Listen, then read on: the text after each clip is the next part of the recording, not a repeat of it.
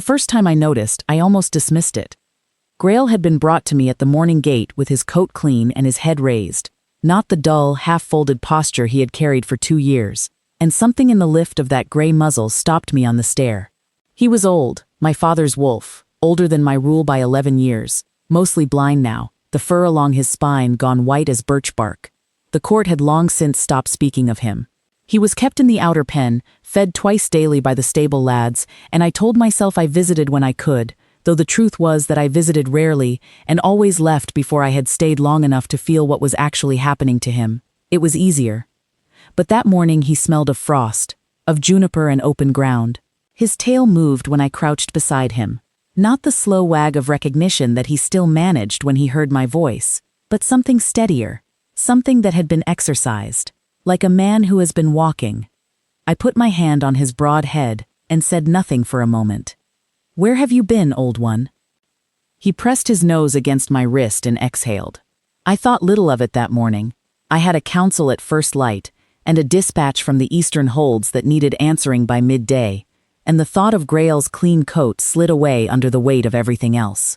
But it returned to me that evening, at the tail end of supper when the hall had thinned and I was sitting alone with a cup I wasn't drinking. I kept thinking about the way he had pressed his nose against my wrist. He had not done that in 2 years, since my father. And the morning after, when he arrived at the gate again, frost still in the hairs of his chest, his steps a little more deliberate than they had any right to be, I stood in the archway of the great hall and watched him pick his way across the flagstones, and felt something tighten in my chest that I could not quite name.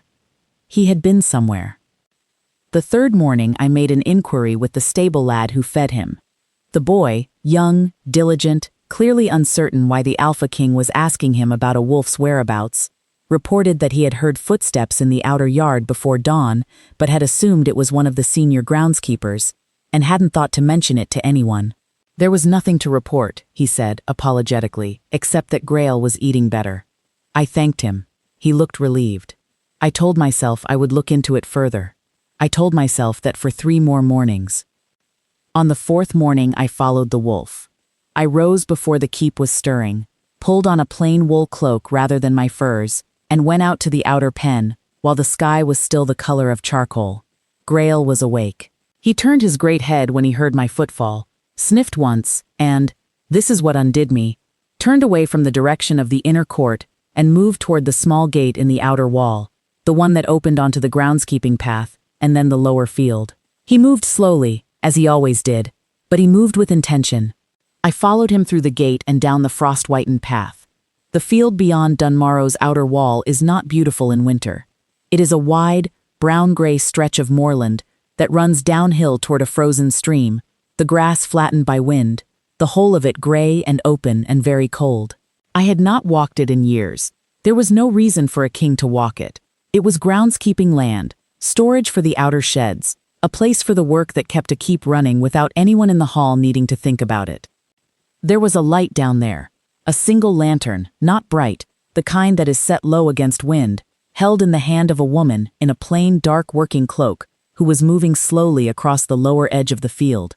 She was not hurrying, she was not going anywhere in particular. She walked at a pace that an old, mostly blind wolf could match, and as Grail caught her scent on the air, or heard something, some breath of her voice carried up the slope, his tail began to move.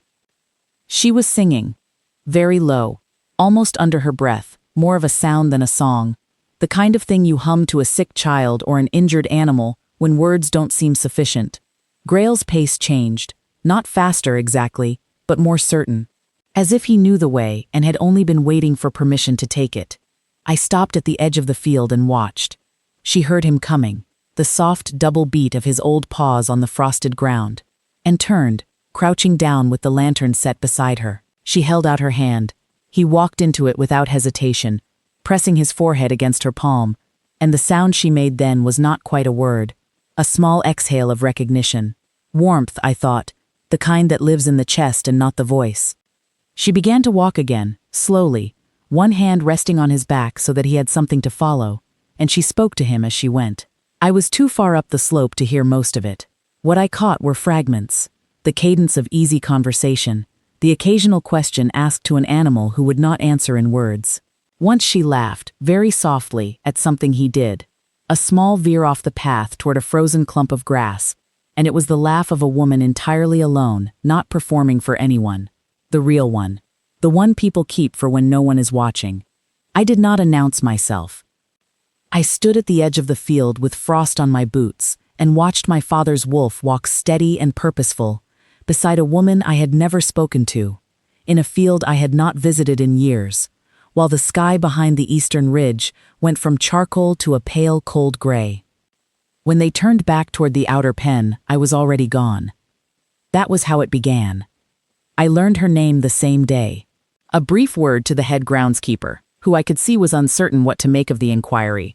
A king asking after one of the outer yard staff.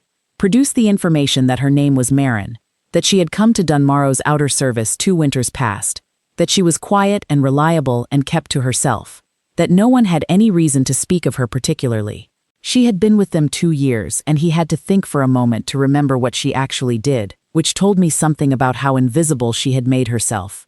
Outer grounds, the paths, the storage sheds, the fencing on the lower field.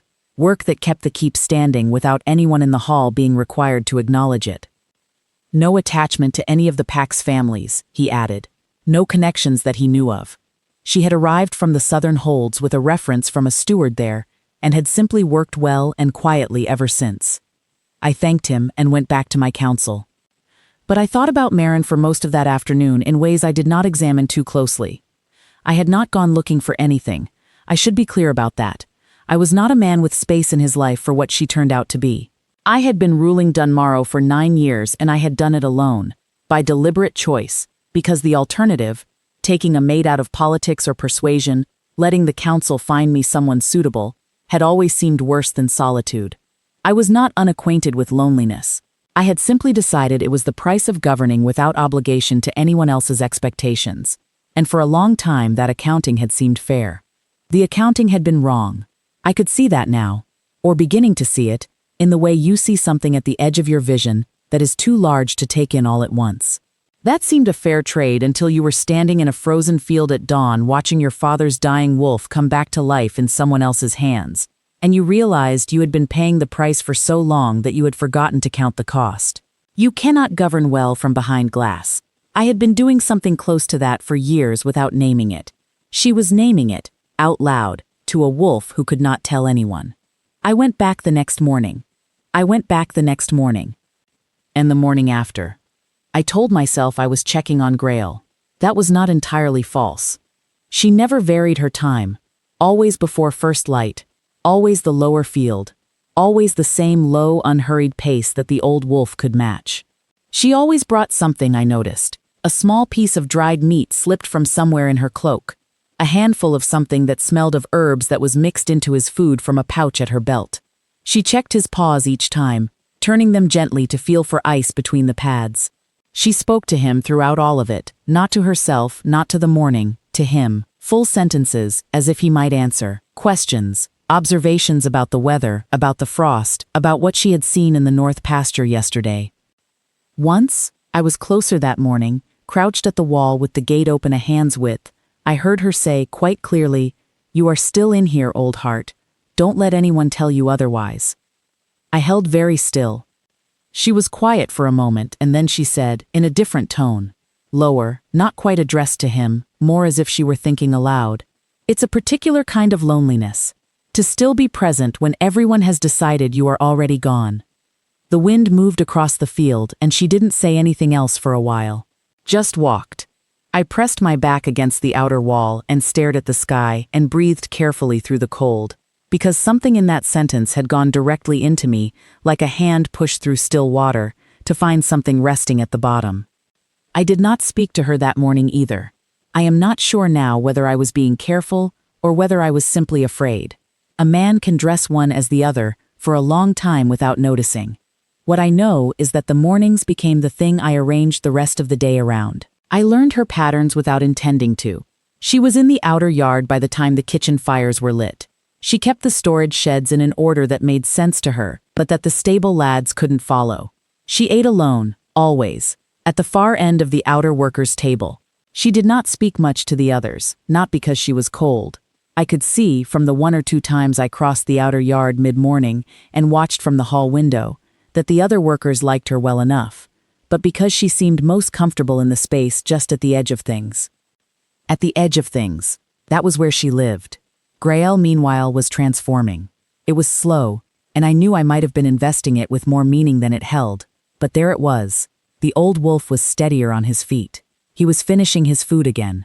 The stable lad who fed him came to me one afternoon with a look of faint bewilderment, and said that Grael had wagged his tail when the morning meal arrived, which apparently had not happened since before midwinter 2 years past.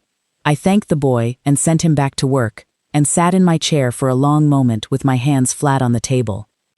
My father had loved that wolf with everything he had. When my father died, Grael had stopped eating for a week.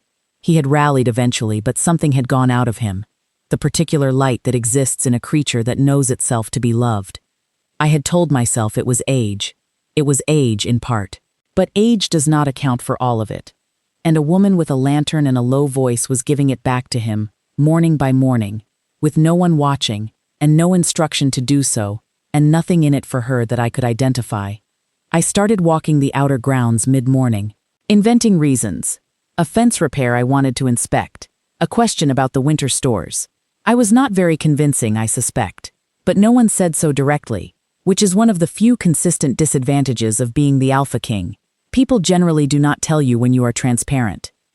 She was usually working by that point, mending fencing or clearing ice from the paths or hauling something from the storage sheds that was too heavy for the purpose, but that she was managing without complaint.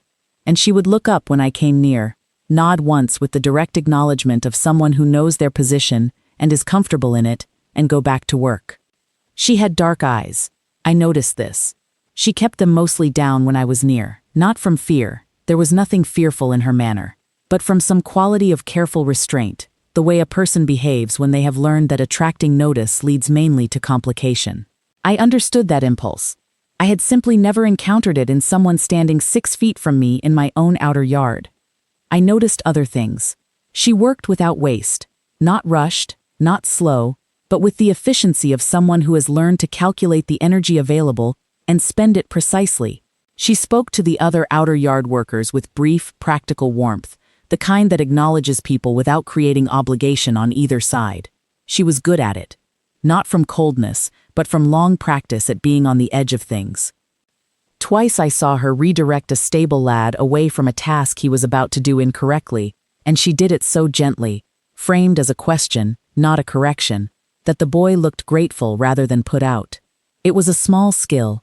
It was not a small thing to watch. On the 3rd morning that I manufactured an excuse to walk the outer grounds, I stopped a few paces from where she was working, rehanging a gate, which was work that required 2 people and which she was managing alone with the systematic patience of someone who has often had to do 2-person jobs unassisted, and said, quite without planning it, "You walk Grael in the mornings." She looked up, not startled. She had heard me coming, but attentive in the way she was attentive to Grael. Full attention, not partial, as if whatever she was doing could wait. "Yes, my lord."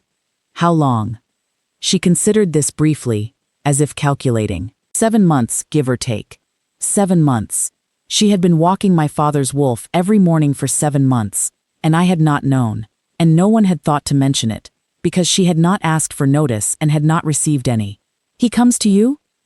The first time he found the gate unlocked and simply walked out. I was in the lower yard, and I found him standing in the field, looking lost. She paused. He seemed to need company. I had the time. She said it without drama. I had the time. As if it were the most obvious accounting in the world. I looked at her for a moment, and she looked back, not flinching, not angling for anything, just present. "Thank you," I said. She nodded once and went back to the gate. I walked away and spent the rest of the morning unable to settle to any single task.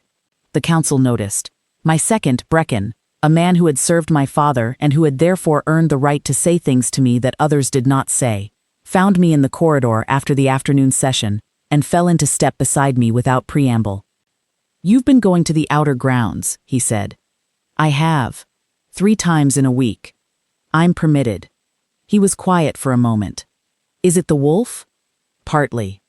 He did not ask what the other part was. He was too clever for that. He simply said, "The outer groundskeeper, the one who came up from the southern holds 2 winters ago. Marin, good worker. The head groundskeeper speaks well of her." "I know. I thought you might." He paused. "She has no pack connections. No family arrangement. She came here on her own and has kept to herself." "I know that too." He was quiet again for a few paces. "Good," he said, and turned down the side corridor toward his rooms, and I stood in the main hall alone with the word hanging in the air. Good. As if it were already decided. I was not certain it was decided.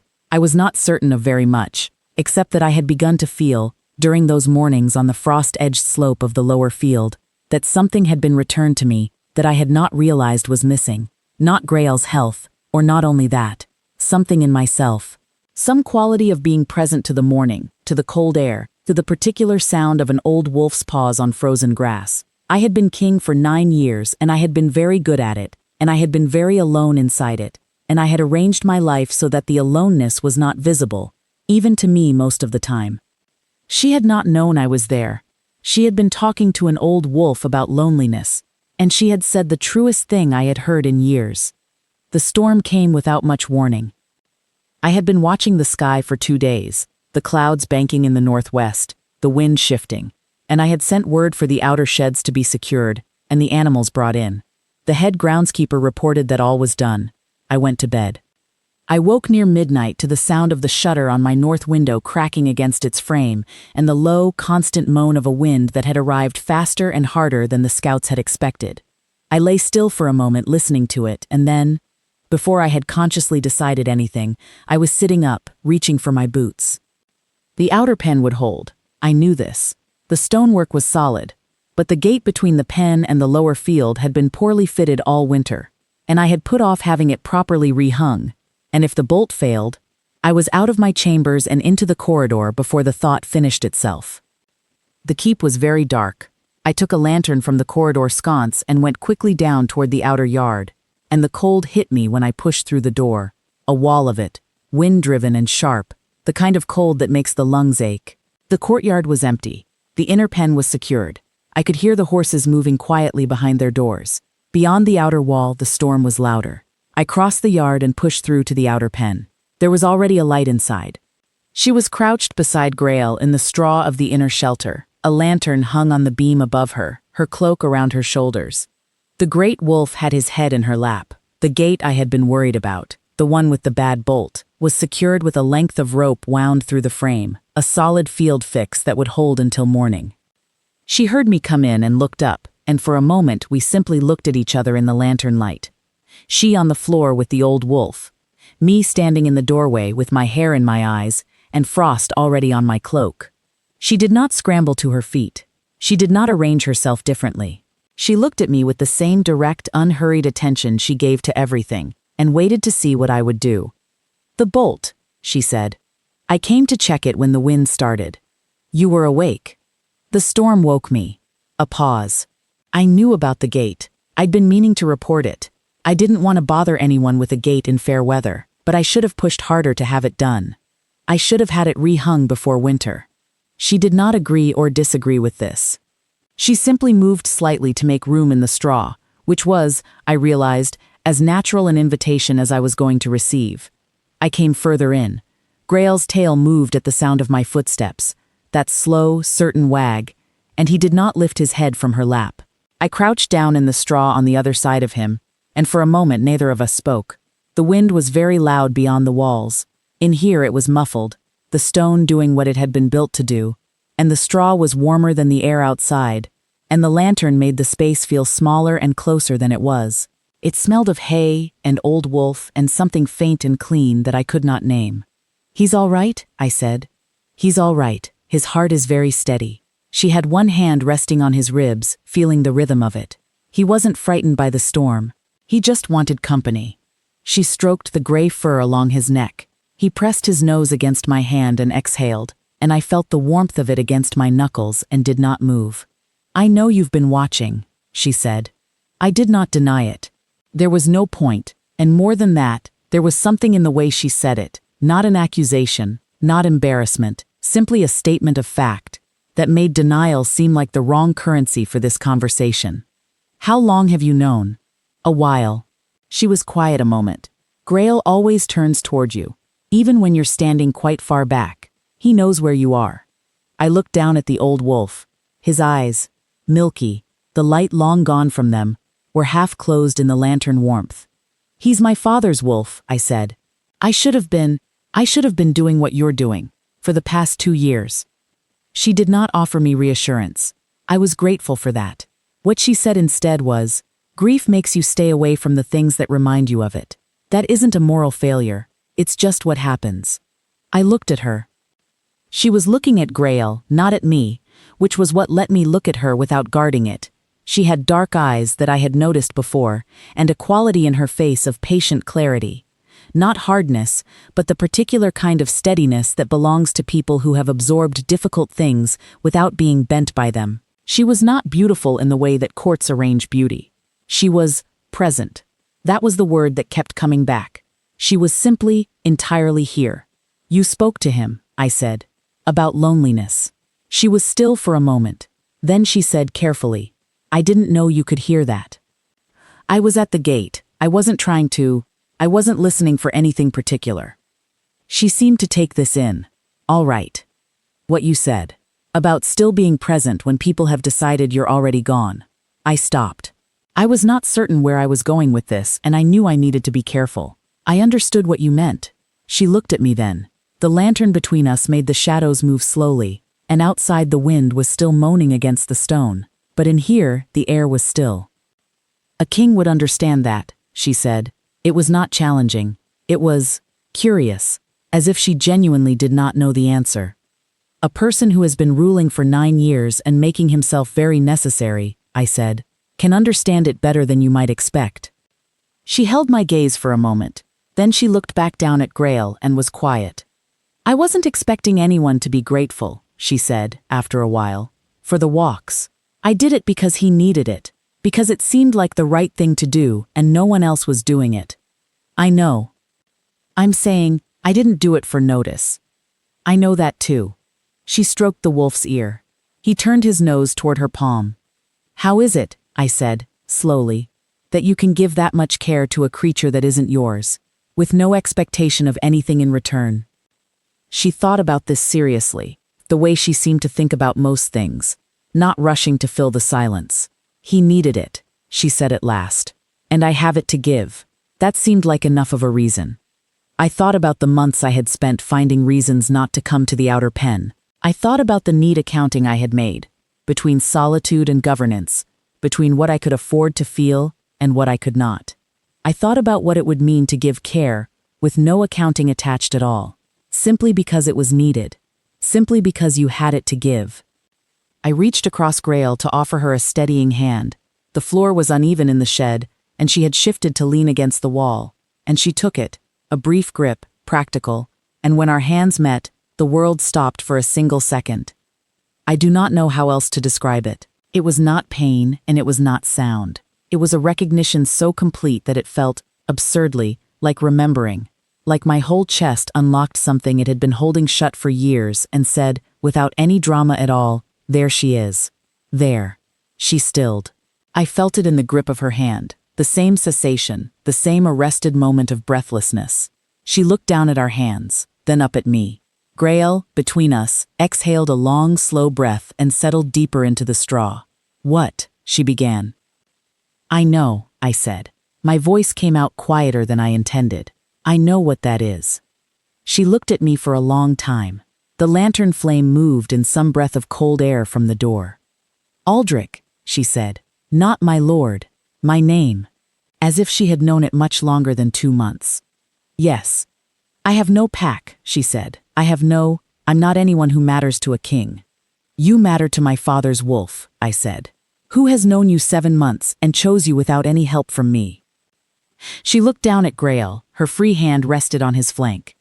He has a way, I said, of being right about things. Wolves do. This one in particular. She was very still, then quietly. What would it mean? If what just happened, if that's what it is? It means, I said, that you are mine, and I am yours. And everything that follows from that, The rest, the court, the pack, all of it. Those are only arrangements. The thing itself happened when you touched my hand." She looked at me again. I could not read her expression entirely. There was something in it that was calculation, and something that was wonder, and something that was a very old, very quiet kind of grief. The kind that has been carried a long time without being able to set it down.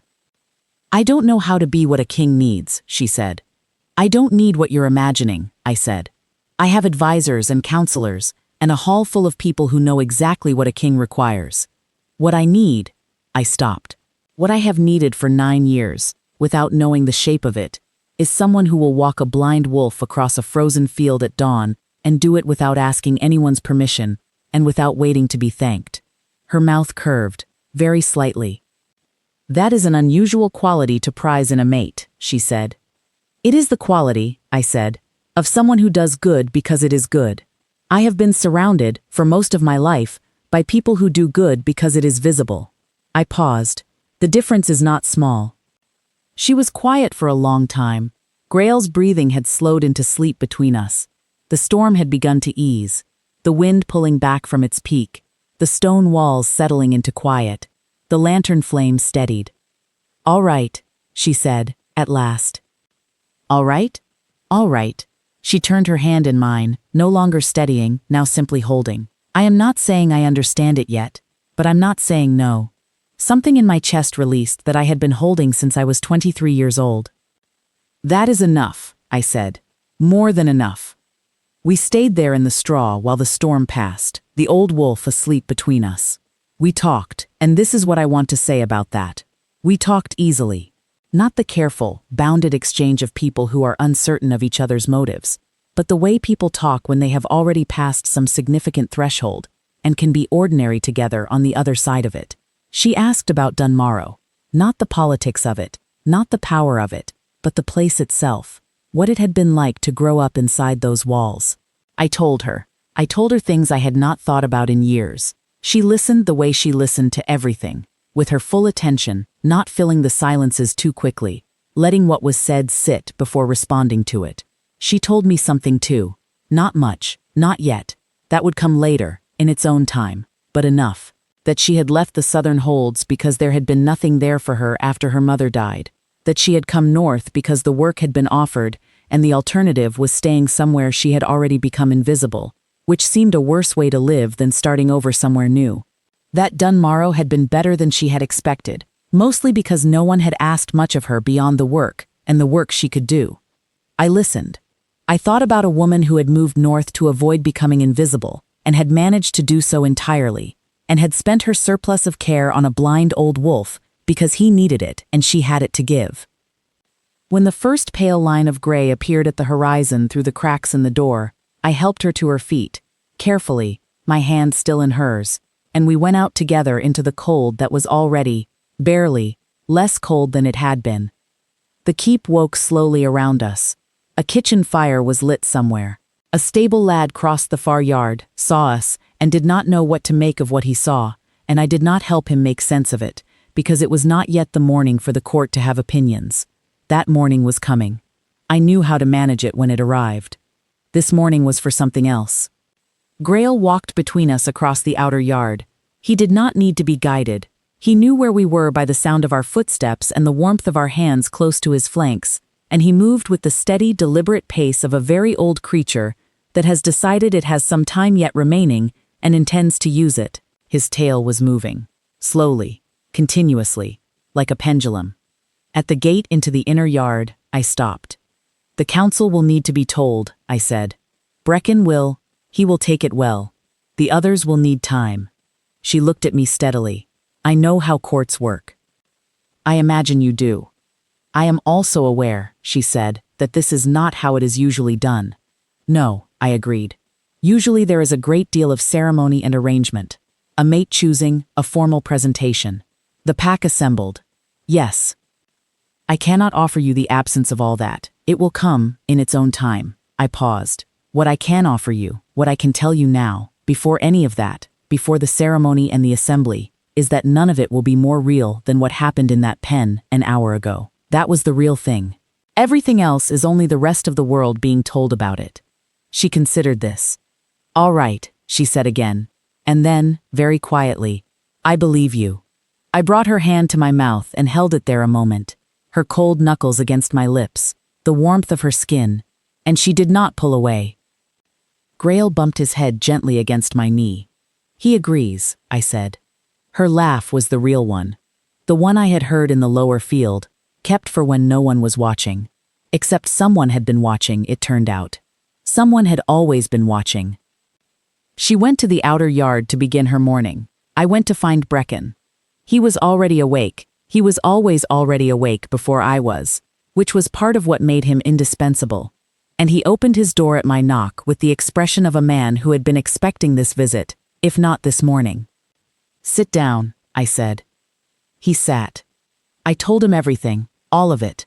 The mornings on the slope, the field, what I had heard her say, the storm, the outer pen, what had happened when our hands met. I told him the way you tell things to someone you have trusted for 20 years and have no desire to perform for, plainly. When I finished, he was quiet for a moment. Then he said, "She fixed the gate." "She did." "Before you got there?" "Yes." He leaned back in his chair. "Aldrich," he said, "she fixed the gate before anyone told her it needed fixing, in the middle of the night, in a storm, for a wolf that belongs to someone else. I know. I think that is possibly the best character reference I have ever encountered." I thought the same.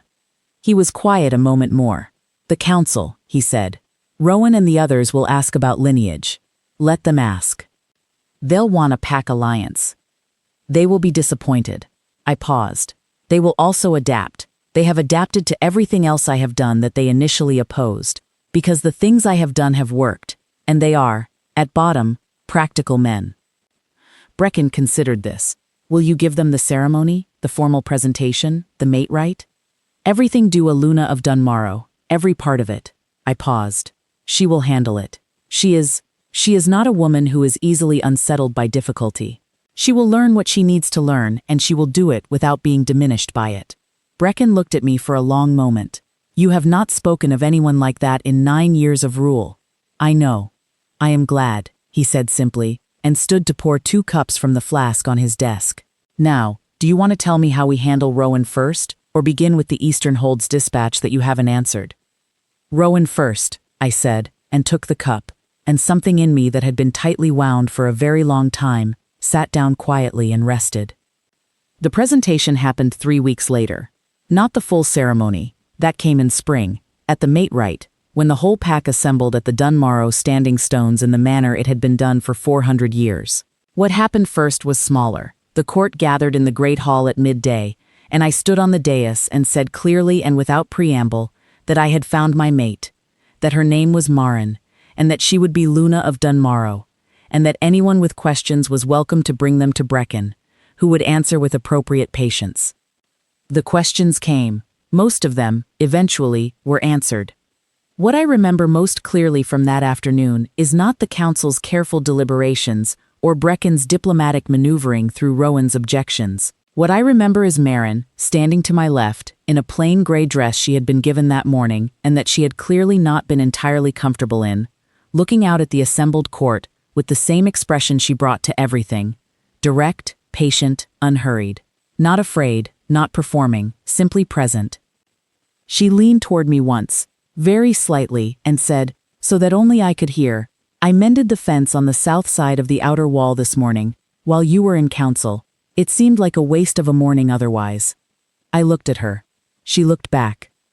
"That is," I said carefully, "exactly the sort of thing that is going to make the court love you eventually, or confuse them thoroughly. Both," I said, in that order. Her mouth curved. The spring mate rite was different from anything I had imagined, in that I had never particularly imagined it. Standing at the Dunmarrow stones in the cold morning light with the pack assembled and Brecken speaking the old words and Marin's hand in mine, her grip was very steady, which was so characteristic of her that I almost told her so, and then decided to tell her later instead. I felt none of the things I had expected to feel at such a moment. Not weight, not the ceremonial gravity of obligation completed. Something else. Something that felt, unexpectedly, like arriving. As if I had been moving toward this specific morning for a long time without a map, and now here it was.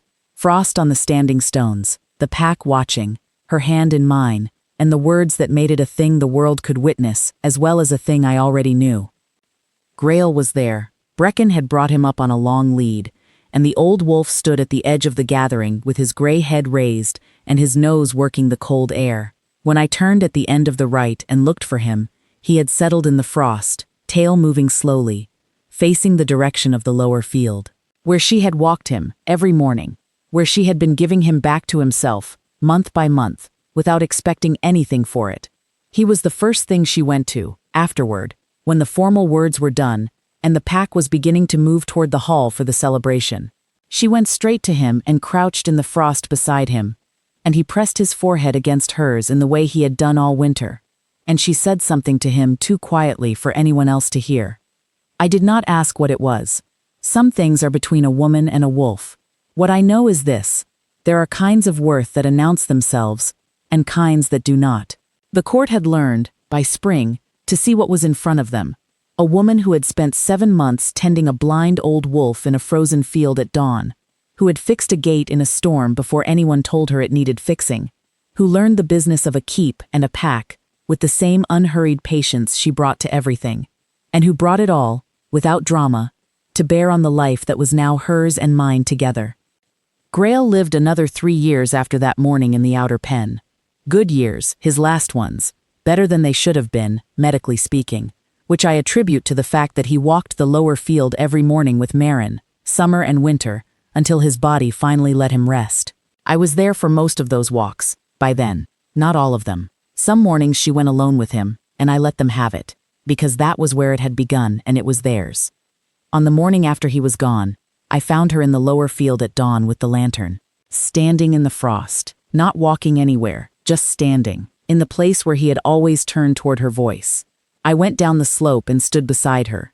She did not say anything. I did not say anything.